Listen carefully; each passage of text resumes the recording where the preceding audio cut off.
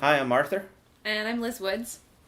And we hosted two sisters from Central Asia. We had some friends and close friends and some family who had adopted, but we weren't sure. We didn't know anything about hosting. We didn't know that it existed. So after we got some paperwork ready for our South African adoption, I felt like the Lord was going to provide something else for us to do. And I accidentally clicked on a Facebook ad that talked about this ministry that brought kids over and offered the opportunity for hosting. So when I scrolled through the kids and saw who was available, I put the computer down in front of him, and he looked and he said, yeah, let's host him. And that was that. I was sitting next to her. I knew she was working on something. I knew she was working on something to do with adoption or hosting or something. And then all of a sudden she turns the laptop around and says, what about these two? And I looked at the picture and I said, yep, let's host them. And then literally probably 2 minutes later, I looked at Liz and said, you know what, let's just adopt them. And that was literally how we decided to adopt. So we started the adoption paperwork before we had even met them for hosting. I think we had talked about adoption for a while, and I had been struggling with it or questioning it a little bit more than he had been. Once I got over that and we chose to adopt and push through that, we had such joy in that obedience without even completing any paperwork, but just making the decision to adopt gave us such joy following the obedience of the Lord that we knew that this was going to be something that was going to be a repeat in our lives, that we were going to adopt. And so in hosting, when I said, let's host, and he said, you know, we're going to love them. Let's just adopt them. And I said, yeah, obviously that's on the table. So why wait for our paperwork? If we really decide that these children are not a good match for us, we can always just adopt someone else from that country and that would be fine. But obviously we're desperately in love with our girls and we can't wait to bring them home. My fears were actually not related to the adoption per se. I had never really wanted to have children, specifically newborns or infants or babies. That just never in a million years. To this day, I still just don't see myself that type of father, and that I was a little fearful of. And one of the blessings of adoption is I got to skip that. I got to skip that age group and adopt a little bit older. So my fear was a little different than what Liz was going through. So the girls had a really large, they obviously still do, they're very different in age. So I was concerned about how do I entertain a 16-year-old and an 8-year-old? How do I keep them busy and happy throughout the day? Some of the other considerations were just what do I need to do to prepare best? What about the language? What are they really going to be like? But more, I just felt like I had an expectation of making sure that they were going to be happy at all times. So ultimately, the kids just wanted a family and wanted a parental setting. Our best memories were memories where we were in the house or outside in the yard playing with the big blue ball. Like we had nothing else. So that was really an expectation that I put on myself that I was happy that I was prepared for, but didn't need to worry so much about. We had about 3 months between saying yes and then the girls actually showing up. So I went into overdrive as far as getting our guest room and turning it into a room for 2 girls. So I had a budget and I had different age brackets and I had no idea what the girls were into. So there was a lot of work and effort put into making their room nice. But I also just went into nesting and tried to do things around the house that I had meant to do for 2 years and eventually just did. The other, probably the biggest thing and the largest asset was I set some dinners in the freezer, made some stuff ahead of time, really went out of my way to have games in the house and have arts and crafts and little things that you would do with camp or at camp, little 30-minute activities to kind of just know that I had that in my back pocket. And then I asked a lot of our friends and family for clothes or anyone who was willing to donate clothes or anything that we could do, like free tickets to places or discounted tickets to places, so that we knew we can do these things with the kids. We really didn't want to overwhelm them with a bunch of stuff, and I don't think that we did, but it just felt good for us to have, for me especially, to have that in my mind. I can do this, I can pull this out if I need to. But ultimately, I really didn't need to. I organized my music collection so it would be cleaned up when they arrived. Right. That was helpful, honey. Thank you. That was my contribution pre-hosting. We were given very little information about the girls. We knew their ages. We had one picture of them, and we knew they were living in an orphanage. That was about it. We learned a little bit more with every passing week. Some of that information turned out to be true, and a lot of it turned out to not even be close to true. But then as we met the girls and were able to begin communicating with them, we started hearing more about their life and who they were and who they are, and so that was good. I think we had no expectations to the best of our ability. I think that he thought it was going to be absolutely great, and it was. And that was very helpful to me to remember, like, as stressful as this is for the expectations I'm putting on myself, it's going to be fun, and it should be fun, and it was fun. I had no idea how much fun it was going to be. I think one of the expectations that I put on myself, or that I had hoped for the little young one, the young girl, is that she would just adore me and just want to be affectionate and hold my hand, and, you know, that I would just be like the mother to her that she never had. And that was really unfair. I realize how unfair that was now, looking back at it. However, she met those expectations. So that was like a sweet little from the Lord that I got this kid who absolutely adored me. And the same with our 16-year-old, but it just looked completely different.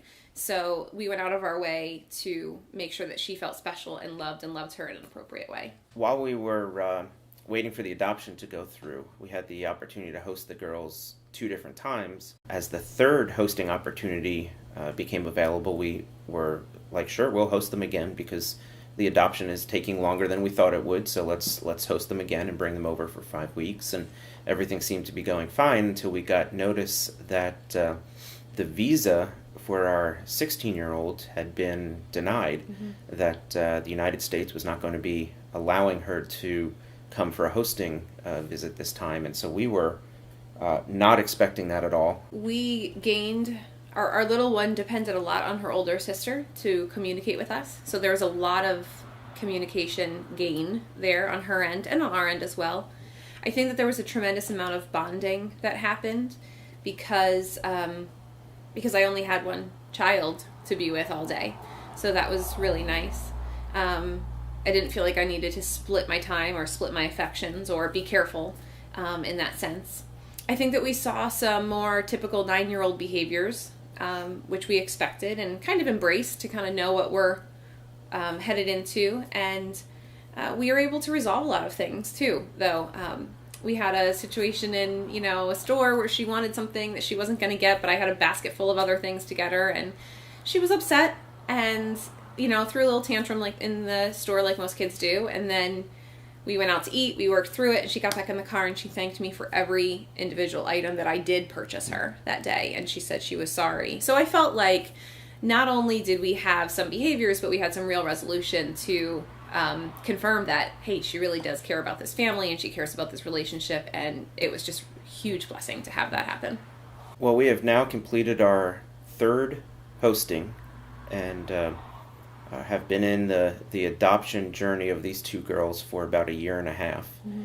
And we are just patiently, and sometimes not patiently, waiting for a phone call that says that their country has given the 2 thumbs up to allow us to adopt them. And when that call comes, it will be a glorious day in the Woods family, but it'll also start really making things move quickly, because we're not going to have a lot of notice when that happens. Right now we're in that state of wondering exactly when the adoption is going to happen, having to make a decision as to whether or not we host them for a 4th time if the adoption's not going to happen in the immediate future. And we're just praying through a lot of things like that as it relates to the girls and their adoption. I would agree with everything that Arthur said, and just say that continued prayer. I feel like we've been very well covered in prayer. I feel like we've been given a lot of grace for this time, because it hasn't been easy, and yet it hasn't been as difficult as it could be.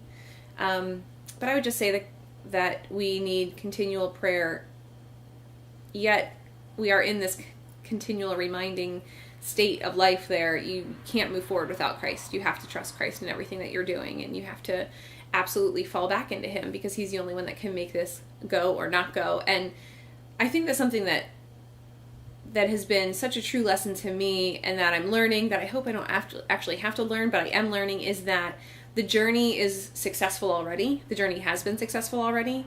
Our lives have been radically changed by these girls. We've radically changed their lives, whether they become part of our family legally or not.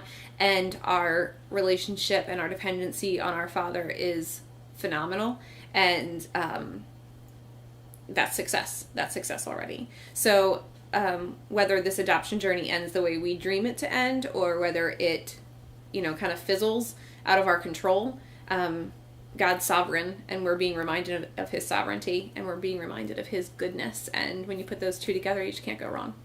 If you're a family who is interested in hosting, first of all, I would say do it. But secondly, it would also come with a little bit of a caution as well, that international hosting, international adoption, there's no guarantees. It's not an easy or quick process, and you just don't know what the end result is going to be. You just don't know how the Lord is going to move in that journey. And so you might set out in a direction that you think is going to happen, and over time realize the result was very different than what you had originally anticipated. So host, yes, but go into it knowing that it may be a little different than what you had originally thought. Yeah, I would say absolutely host. Take everything practical that you need to do, from paying bills to mowing your lawn to walking the dog, and get somebody else to do it for the time. Just save yourself that. But just know, like Arthur said, that God's going to work in your life, and that never looks the way we think it's going to look. So just be prepared for that. It's not always easy. It's not perfect, but it's good, and it should be done. It's worthy of being done. It's worth the struggle. So do it. I think if you are interested in hosting, but you're not committed to adopting, I think there are a lot of possibilities out there for you to be involved in orphan care. I don't think you have to be committed to adopt to host, but I think that you need to be okay with adopting to host. Project 143 is an organization that solely is about hosting. You can host during the summer. There is a 5-week program. There's an extended program. I believe it's 8 weeks. And then you can also host in the winter during the Christmas weeks. It's solely just bringing orphans over to be with the U.S. families for a period of time to show them love and what a family is like. Yeah, I think it was one of those things. We were sitting in church, and Arthur brought it up at the beginning of the service, and I don't remember the sermon that day because we were thinking about, and no offense to who was speaking, Pastor Tony, but we were very kind of taken back and said, what's going to happen here? And after church, I remember driving home and talking with them in this very room, and we just decided that this is something that we wanted to explore and see what happens. So we just felt like it was something we needed to do. I just didn't think I could do that. I was just like, couldn't wrap my brain around doing something like that. And so one morning I had woken up and I was looking on Facebook, and she had posted, "Please don't let this little boy behind." And there was something about him that just drew me to him, and Bob was away, so I texted him and told him about it, and he was on board right away. So at the same day I was decorating for Christmas, and I just think this is kind of neat. I was digging in my bin of decorations, and I found this little charm at the bottom that said, "Children are the greatest gift of all." And I don't think I've ever seen that before. I don't know where it came from. To me, that was a sign from God. I was concerned about, how do I entertain a 16-year-old and an 8-year-old? How do I keep them busy and happy throughout the day? Some of the other considerations were just, what do I need to do to prepare best? What about the language? What are they really going to be like? But more, I just felt like I had an expectation of making sure that they were going to be happy at all times. So ultimately, the kids just wanted a family and wanted a parental setting. Our best memories were memories where we were in the house or outside in the yard playing with a big blue ball. Like, we had nothing else. Seeing the children coming off that plane is unbelievable. Their beanies on, and just knowing where these children are coming from another country, from an orphanage, and they don't have families that love them, and it's that hit me hard, seeing all those kids coming off the plane.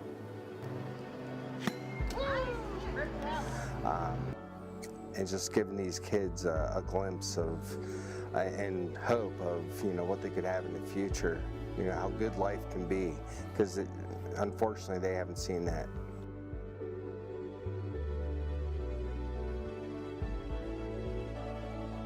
I think this is just a step, you know, and it's really, it's not a big step. It's just a step, and you got to see where it leads. You know, you're not committing to your whole life, right? You're just committing to a step, and just have an open heart and see where it leads, and who knows where it'll lead. And but it's I think it's just being willing to take one step. There's no guarantees. It's not an easy or quick process, and you just don't know what the end result is going to be. You just don't know how the Lord is going to move in that journey. The journey is successful already. The journey has been successful already. Our lives have been radically changed by these girls. We've radically changed their lives, whether they become part of our family legally or not. And our relationship and our dependency on our Father is phenomenal. And that's success. That's success already. So whether this adoption journey ends the way we dream it to end, or whether it, you know, kind of fizzles out of our control, God's sovereign, and we're being reminded of his sovereignty, and we're being reminded of his goodness. And when you put those two together, you just can't go wrong.